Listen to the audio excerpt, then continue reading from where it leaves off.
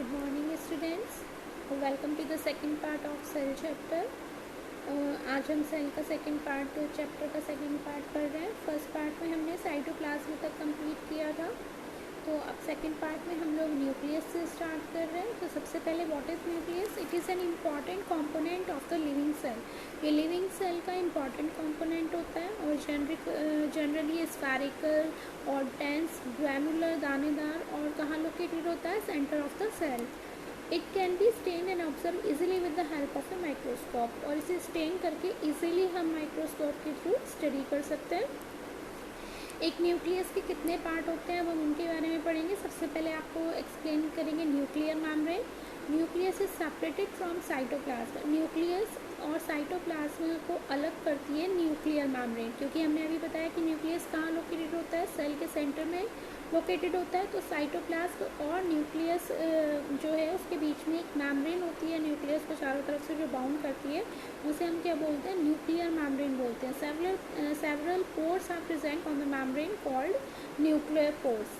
और इसी मेम्ब्रेन के ऊपर कुछ पोर्स प्रेजेंट होते हैं जिन्हें हम क्या बोलते हैं? न्यूक्लियर पोर्स बोलते हैं. Which allow transport of substances in and out of the nucleus of the cytoplasm, जो कि ट्रांसपोर्ट करते हैं सब्सटेंसेस का न्यूक्लियस और साइटोप्लाज्म के बीच में अंदर और बाहर जाने के लिए अलाउ करते हैं, जो न्यूक्लियर पोर्स होते हैं.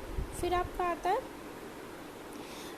ये nucleoplasm. It is a dense fluid present in the nucleus. ये डेंस फ्लूइड होता है. जैसे सेल के अंदर साइटोप्लाज्म प्रेजेंट होता है, ऐसे ही न्यूक्लियस के अंदर न्यूक्लियोप्लाज्म प्रेजेंट होता है. नेक्स्ट है आपका न्यूक्लियोलस. न्यूक्लियोलस क्या होता है? It is a small spherical body present inside the nucleus. ये स्मॉल स्फेरिकल बॉडी होती है जो न्यूक्लियस के अंदर प्रेजेंट होती है. नेक्स्ट आपका आता है chromosome. They are thread like structures present in the nucleus. ये थ्रेड लाइक स्ट्रक्चर्स होती हैं जो न्यूक्लियस में प्रेजेंट होती हैं.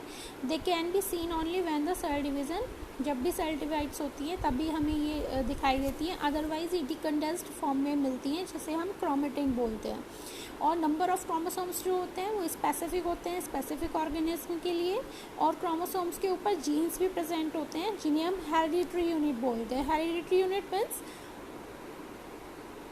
कि आपने देखा होगा कि कई बार पेरेंट्स के कुछ लक्षण जो है वो बच्चों में भी आ जाते हैं, कि हम बोलते हैं कि ये क्वालिटीज़ की अपनी फादर से मैच कर रही है या अपनी मदर से मैच कर रही है. तो वो किस वजह से होता है? बिकॉज ऑफ द जीन्स की वजह से, कि क्रोमोसोम्स के अंदर ये के ऊपर ये जीन्स होते हैं जो कि हेरिडिटरी यूनिट्स होते हैं. मीन्स की कंट्रोल करते हैं कैरेक्टरिस्टिक्स को from parents to the offspring, parents से ऑफस्प्रिंग तक पहुँचाने के लिए.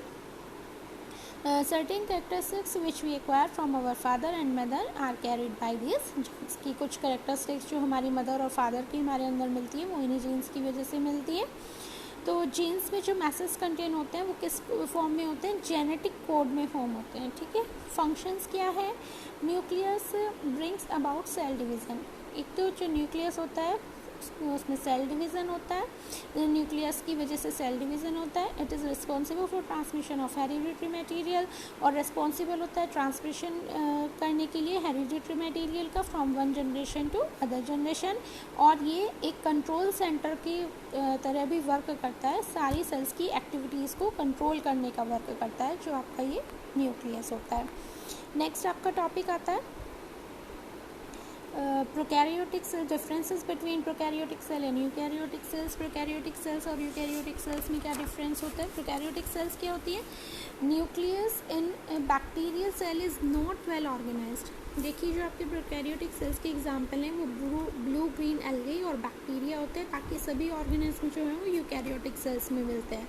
सो प्रोकैरियोटिक सेल्स में क्या होता है कि उसमें जो ऑर्गेनाइज्ड होता है वो मतलब न्यूक्लियस जो होता है बैक्टीरियल सेल का वो ऑर्गेनाइज्ड नहीं होता लाइक मल्टी सेलुलर ऑर्गेनिज्म. यानी कि जैसे मल्टी सेलुलर ऑर्गेनिज्म में वेल डिफाइंड न्यूक्लियस मिलता है, उस तरह से इनमें नहीं मिलता. और जो न्यूक्लियर मटेरियल है वो स्कैटर्ड रहता है सेल्स में, क्योंकि उसमें कोई न्यूक्लियर मेम्ब्रेन प्रेजेंट नहीं होती.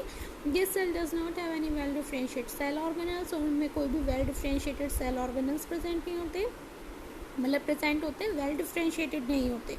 Because of their primitive structures they are known as the prokaryotes. और इसीलिए हम उन्हें प्रोकैरियोट्स बोलते हैं. एग्जाम्पल उन्होंने दिया हुआ है बैक्टीरिया और ब्लू ग्रीन एल्गे.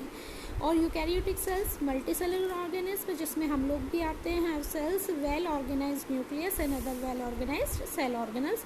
उसमें वेल डिफाइंड न्यूक्लियस भी प्रेजेंट होता है और ऑर्गेनाइज्ड सेल ऑर्गेनल्स भी प्रेजेंट होते हैं, इसलिए इन्हें यूकैरियोटिक सेल्स बोलते हैं।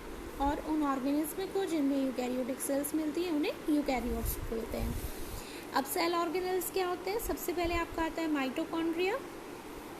They are oval shaped organelles, ये ओवल शेप्ड ऑर्गेनल्स होते हैं which produce energy during respiration, जो कि रेस्पिरेशन के दौरान एनर्जी प्रोड्यूस करते हैं, इसीलिए हम इन्हें power house of the cell भी बोलते हैं।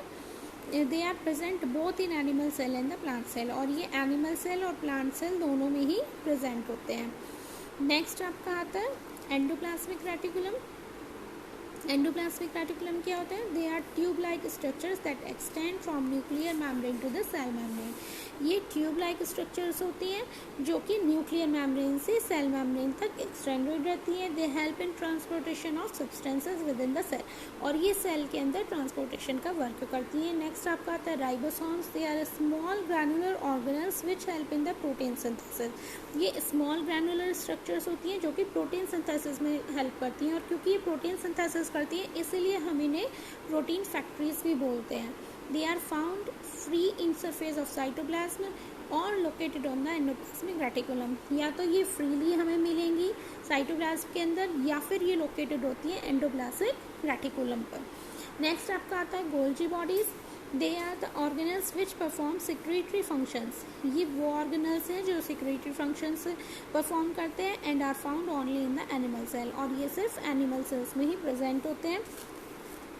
नेक्स्ट आपका आता है centrosome. They are rounded bodies found in animal cells which help in cell division. Centrosome किस में हेल्प करते हैं? राउंडेड बॉडीज होती हैं और ये एनिमल सेल्स में प्रेजेंट होते हैं और सेल डिवीजन में हेल्प करते हैं। Lysosome, they are sac like structures containing digestive enzymes. ये जो लाइसोसोम्स होते हैं सैक लाइक स्ट्रक्चर्स होती हैं और इनमें डाइजेस्टिव एंजाइम प्रेजेंट होता है जो कि डाइजेस्ट करता है माइक्रोब्स को, फूड पार्टिकल्स को और वॉर्न आउट सेल्स को। इन्हें सुसाइडल बैग्स भी बोला जाता है। Plastids, they are colored organelles found scattered in the cytoplasm of leaf cells। ये जो plastids है colored organelles होते हैं और कहाँ मिलते हैं? लीफ की साइटोप्लाज्म में। Plant cells have 3 types of plastids और सिर्फ प्लांट सेल में ही प्रेजेंट होते हैं। 3 तरीके के plastids होते हैं। फर्स्ट आपका आता है chloroplast, green coloured organelle. Due to the presence of chlorophyll they help in the photosynthesis. आपने देखा होगा कि लीव्स का जो कलर है वो ग्रीन कलर होता है। वो ग्रीन कलर किस लिए होता है? क्योंकि उसमें क्लोरोफिल प्रेजेंट होता है। क्लोरोफिल की वजह से वो ग्रीन कलर होती है क्लोरोप्लास्ट, और इस क्लोरोप्लास्ट की वजह से ही क्या होता है? फोटोसिंथेसिस प्रोसेस होता है। ये आप सभी को पता होगा, नेसेसरी कंडीशंस होती हैं फोटोसिंथेसिस के लिए क्लोरोफिल और क्लोरोप्लास्ट। तो ये ग्रीन कलर का ऑर्गेनेल होता है किसकी वजह से? क्लोरोफिल की वजह से, और ये किस में हेल्प करता है? फोटोसिंथेसिस में। नेक्स्ट आपका आता है leucoplast. They are colourless and help in storing food. ये कलरलेस होते हैं और किस में हेल्प करते हैं? फूड स्टोरिंग में हेल्प करते हैं। नेक्स्ट आपका आता है chromoplast. These plastids have the pigment other than green. In plastids में जो पिगमेंट होते हैं वो ग्रीन कलर के अलावा होते हैं, क्योंकि ग्रीन कलर किस में मिलता है? क्लोरोप्लास्ट में। क्लोरोफिल की प्रेजेंस की वजह से आपने देखा होगा कुछ लीव्स जो है वो रेड कलर की होती है, कुछ येलो कलर की होती है। तो क्यों? क्योंकि उनमें क्रोमोप्लास्ट प्रेजेंट होता है। Chromoplast commonly found in tomato, carrots, beet roots. और ये कहाँ मिलता है? क्रोमोप्लास्ट कॉमनली टोमेटो में आपको देखने को मिल सकता है, कैरेट्स में और बीट रूट्स में। Now the next is vacuoles. They are blank spaces found in the cytoplasm. ये blank spaces होते हैं जो कि साइटोप्लाज्म में मिलते हैं। Large vacuole are seen in the plant cells. Plant cells में तो लार्ज वैक्यूल्स प्रेजेंट होती हैं, जबकि एनिमल सेल्स में स्मॉल वैक्यूल्स प्रेजेंट होती हैं। इनके अंदर एक फ्लूइड प्रेजेंट होता है जिसे हम सेल सैक बोलते हैं। And these are the structures of, this is the structure of animal cell and this is the structure of plant cell. अब हम इसमें डिस्कस करेंगे कि what is the difference between plant cell and animal cells. वैसे तो हम सभी कुछ पढ़ चुके हैं इसमें, लेकिन अब हम डिफरेंसेस पढ़ रहे हैं। तो पहले आपका आता है animal cell. It does not and have any cell wall. Animal cell में सेल वॉल अब्सेंट होती है, जबकि प्लांट सेल में सेल वॉल प्रेजेंट होती है। एनिमल सेल्स में प्लास्टिड्स अब्सेंट होते हैं, जबकि प्लांट सेल्स में प्लास्टिड प्रेजेंट होते हैं, जिनकी हेल्प से फोटोसिंथेसिस प्रोसेस होता है। और हम लोग अपना फूड खुद नहीं बना सकते, हम इनडायरेक्टली किस पे डिपेंड करते हैं, प्लांट्स पे डिपेंड करते हैं। क्यों? क्योंकि हमारे पास क्लोरोप्लास्ट प्रेजेंट नहीं होता। लेकिन जो प्लांट सेल्स होती हैं उनमें क्लोरोप्लास्ट प्रेजेंट होता है, तो उसमें प्लास्टिड्स प्रेजेंट होता है, इसलिए वो फोटोसिंथेसिस प्रोसेस कर सकते हैं। Centrosome are present in the animal cells में सेंट्रोसोम प्रेजेंट होता है, जबकि प्लांट सेल में सेंट्रोसोम प्रेजेंट नहीं होता। एनिमल सेल्स में या तो वैक्यूल्स एब्सेंट होंगी या फिर छोटे साइज में मिलेंगी, जबकि जो प्लांट सेल्स होती हैं उनमें वैक्यूल्स प्रेजेंट होती है और बड़े साइज में होती है, और एक से ज़्यादा भी हो सकती हैं, 1 या 2 होती है नंबर में। एनिमल सेल्स में गोल्जी बॉडीज प्रेजेंट होती है नियर द न्यूक्लियस, जबकि प्लांट सेल्स में गोल्जी बॉडीज़ के अलावा क्या प्रेजेंट होती हैं, डिक्टियोसोम्स प्रेजेंट होते हैं। गोल्जी बॉडी की जगह पे, उसकी प्लेस पे डिक्टियोसोम्स प्रेजेंट होते हैं। Animal cells it is generally small in size, ये जनरली साइज में स्मॉल होती है, जबकि जो प्लांट सेल्स होती हैं वो बड़ी होती हैं in comparison to animal cells. So 8th class आपका ये चैप्टर सेल यहाँ पे कंप्लीट होता है। होप कि आप सभी को ये चैप्टर अच्छे से समझ में आ गया होगा। So thank you so much.